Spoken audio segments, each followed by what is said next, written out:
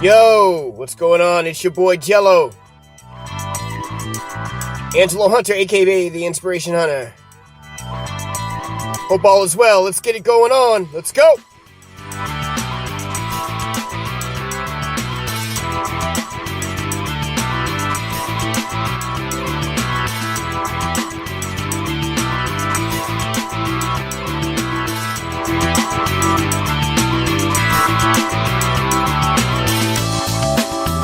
All right.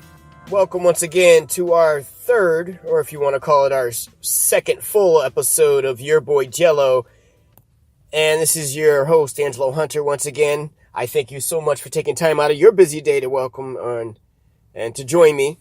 And I welcome you to listen in and freely send me any questions about any of the discussion that we're going to do today.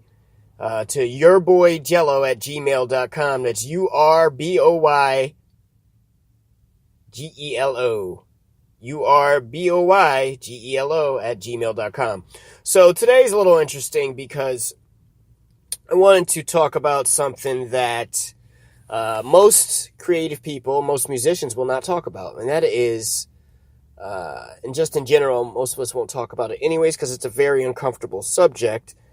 And that would be the mental health issues, or struggling with perfectionism, and maybe you're struggling with poverty or a lack of something in your life. And I know from a musician standpoint, we've seen mental illness claim so many lives of people just in general, loved ones, our boys and fine women coming back from being in Afghanistan or Iraq or just in the service in general, and being put in situations that they aren't ready to cope with, or have a hard time coming back and coping with regular everyday civilian life. And with the musician, I don't want to compare the two because it's totally apples and oranges, but for the musician aspect, to struggle to be perfect, or to be always or always being on point, or trying to be effective. And I can say from my own personal experience with this, it comes in waves of creativity and flow, right? You may have, for instance, you may keep, record ideas or write ideas, or keep journals or books. I keep several. I keep one in my car to jot down. I also have the notepad that I have on my phone I use, even on my tablet. And then I keep these little black books, or,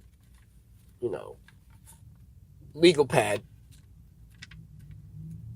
with different colors. And the reason I have them in different colors is so that every color represents a different process. Like green, maybe the green section, I'll be writing ideas for media, or blue section is probably going to be my color for lyrics or musical ideas that pop up in my head.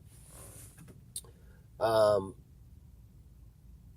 musician who performs at a high level, meaning you're not going out getting hammered or doing any drugs and things like that to enhance your performance, but instead that you need to go within yourself to actually create the performance that you want. That can be a daunting experience. For me in personal, if I don't get those butterflies in my stomach, that means I'm probably not interested in the project at hand. So I've learned how to navigate, or actually be aware of these things. And I think with a lot of musicians and creative people too, who are used to being on all the time, the problem comes in with that paralysis by analysis. I'm sure you've heard that before, where you write something. Of course you want it to be nice and clean and precise and have all the parts for everyone to follow, but then you never give it to your fellow musicians or friends to help you make it even further, or to solidify the idea. Now, some of that's ego, Some of it is being very stubborn. And some of it is protection, right? You're in fear of being criticized for your work. And I have learned that that is the best thing that you can possibly be. Open-minded and accept the criticism and grow from that. And people aren't criticizing you to be mad for the most part. I mean, there are nasty people out there, but if it's your bandmates trying to give you a little bit of hope and take the pressure off you, then you should take that advice, and maybe you can turn it into something good. For most folks, the ability to have support or an advocate for you to really watch you and see what you're going through and understand that there is stress. I mean, if you're a working musician and that's your main source of income, then of course there's nights of you sleeping in cars or sleeping on somebody's couches just to make ends meet, or you're taking odd jobs and you're really trying to make that dream happen. And there's nothing wrong with that. But the long hours and the annual time that you spend in your car, leaving, packing, playing, are huge up and downs. Now, I find I was literally starting to tear myself up for a couple years that when I wasn't playing.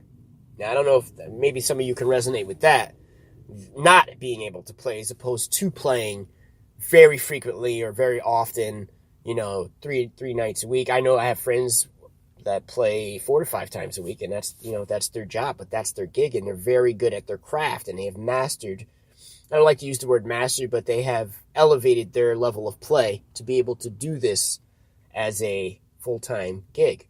But they also have that support, and that's the primary thing. If you're not being supported in your efforts and you're pretty serious about your music, then you probably need to think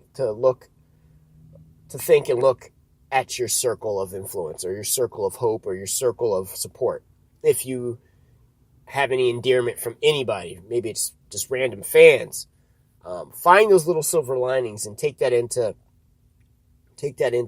heart and use that to catapult you into a better mindset.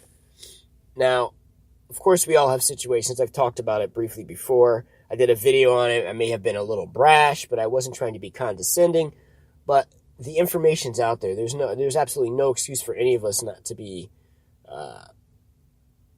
in a rut or keep ourselves in a rut when we do this very destructive thing to ourselves without being aware of how we get ourselves into that funk, right? So daily I try to, and you may want to try this too, you may want to have a notebook and really sit down and understand how you're feeling, how that feeling creates angst in you, if any at all, and how is that keeping you from besting yourself or pushing yourself forward. In the mindset community, we call it bound nature, right? And when I first started getting educated on bound nature and free nature is when you feel unstoppable and you feel like you can do just about anything and complete your tasks and have that good moment. It was always about trying to relive or find that moment. And now these moments are never going to be the same. They're never going to create that same feeling. The excitement may be there, but it won't be like the first time you've ever done something. I always say, think about that first time. I'm a roller coaster fanatic. First time you get on a roller coaster that you've been waiting to get on, or a ride you've been waiting to get on, or a trip maybe. We'll use that because everybody has gone somewhere at some point looking forward to something. That energy that you exude can never be recreated the same way. You may have the same feeling, but the same way will not be created. But recognizing these things that throw you off balance or off kilter when you're trying to approach your creative life or flow in a positive manner, it's about really digging deep and understanding why you feel the way you feel at that particular time, because none of us can sustain that. And trying to find or recreate that feeling will drive you crazy. But learning how to navigate through a negative or negative self-dialogue is the key to creating more happier, more energetic, more positive things in your life. Because if you know what's causing them or what's triggering you to feel this way, in other words, don't react, counteract by thinking and listening to yourself, right? I also find that sometimes we don't get enough sleep, so that feeds into negative energy, or we don't get enough of proper nutrition, that falls into it, or we don't get enough exercise. Now, take this in mind. Of course, I am a personal trainer, so I'm going to say that anyways, because I know that to be true. The days that I don't get my movement, I also don't get that creative flow that I need. So I know that that is beneficial to me getting out of my funk, but also those are when the best ideas come, when I'm in my little box. If I'm listening to music or if I'm reading something and something will pop up and I'll immediately get off of what I'm doing, or while I'm doing something else, I'll pop up another screen, write it down, or take my pen and paper out and write it down. These things are priceless, these things that you notice. So I'm going to take you through a little bit of something a little code that I use for myself. If I don't have a chance to write it down, I always go through it in my head, so that way I know I'm staying on point. And you want this to be at the very, these 4 things that I'm going to try to explain to you are these things that you need to take in consideration when you get into these funks, and how to navigate and disassociate these things and that out of your mindset. But the goal is not to make pretend that you're happy all the time. That is not the goal of any mindset strategy. That should not be the goal. Somebody who says that is feeding you a bunch of crap. The way to do this is to do it on your own terms and understand the way that you are feeling, not the way that I'm feeling. The way that I'm feeling is not going to be anywhere close to what you're doing, because you haven't done the work. Like they always say, if you don't do the work, how can you expect to change? So if you want to, grab a pen and paper, or just take a mental note, or come back and listen to this. I'm going to make this really short and try to be as direct and supportive as possible. Now, I'm going to give you the codes. You want to do the letter B, and it's an acronym. The letter B, N, T. Now, BNT stands for Bound Nature Thoughts. Bound Nature Thoughts. Now, skip a couple of places down, and we're going to write BNF. BNF. All right? I'm sorry, not BNF. My bad. BN. Oh, no, it is BNF. I'm sorry. So we got BNT, BNF. All right? Bound Nature Thoughts, Bound Nature Feelings. I don't care what order you have them in. That's totally fine. The next one is going to be BNP. BNP. Bound Nature Physiology. Bound Nature Physiology. How that thought made you feel. Or how did that, that feeling that you felt. And then the last one's going to be BNB. Bound Nature Behavior. All right? So in the order that we would like them, now that we've got them all down, we've got bound nature thoughts, bound nature feelings, bound nature physiology, and bound nature behavior. Now, all these things intertwine and weave throughout the day, right? You're never going to feel one type of energy all day, but the idea is to recognize and be aware of the energies that you're exuding and what you're allowing to penetrate into your mindset, right? Most of us just go through the day ho-hum and just think, let's stuff roll off you. But if you're not the type of person to be able to do that, then this is a great little strategy. So mornings, afternoons, evenings, whatever, I like to take note of how my thoughts are affecting the way I feel, right? So I have a thought like, oh God, I say you missed a bill. You forgot to pay a bill that day. Oh shit, I forgot to pay a bill.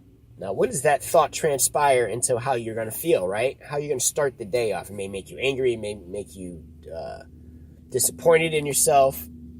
And then once you figure that out, then you're going to look at how's your body feel, right? Are you the type of person that something sets you off? Do you get a knot in your stomach? Does you elevate your heart rate? Do you start to sweat? And this is about you reclaiming control, right? How does that make you? How does your physiology feel? You get achy, things like that, dizzy, lightheaded. And then what exacerbates that, or what comes out of that, is what behavior did those three other things cause you to do that even made you feel even crappier? So sometimes that one thing will drive you into a behavior pattern that you're normally not used to doing, or maybe that is the norm and it's a pattern that needs to be broken. So this is a way that you also can find patterns that need to be broken. Somebody said something to you, it's the same person in your office, and it sets you off and you do the same thing, you go about it. What if we could tweak that and change how you feel about that person, or the way that they talk, or the way that they come at you when they need to talk to you, right? So remember, bound nature thoughts, bound nature feelings, bound nature physiology, and bound nature behavior. These things are all intertwined. You want more information on how I use this with my clients and things that I like to do with my clients as far as that, workouts, and how I interject the mindset work during your workout, you can always email me at yourboyjello@gmail.com. All right, you guys, sounds like we are just about ready to get off the pot. So I'd like to say thank you to everybody for listening. Once again, this is your boy Jello. Music, motivation, and life. And I hope you enjoyed today's topic. Mindset, mental health. It's a big issue, guys. Let's talk about it. Let's be constructive. Let's be supportive of one another. And if you know somebody that's having a rough go,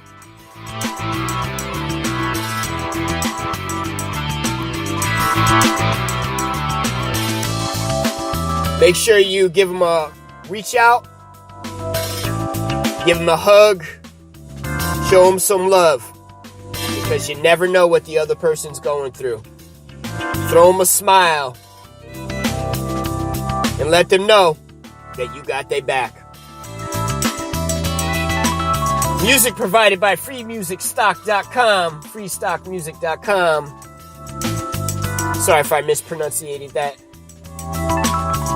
I'd like to thank them for letting me use their music during this podcast. And also, I'd like to thank Pure People United, reaching everyone, for energizing my day with their Pure products. Whole health, life living. Pure, whole healthy life living, baby. Get your energy. Want more information on that? Again, yourboyjello@gmail.com. See you once again. Thanks for listening in. Be back again next week for another episode. Peace. Holla at your boy.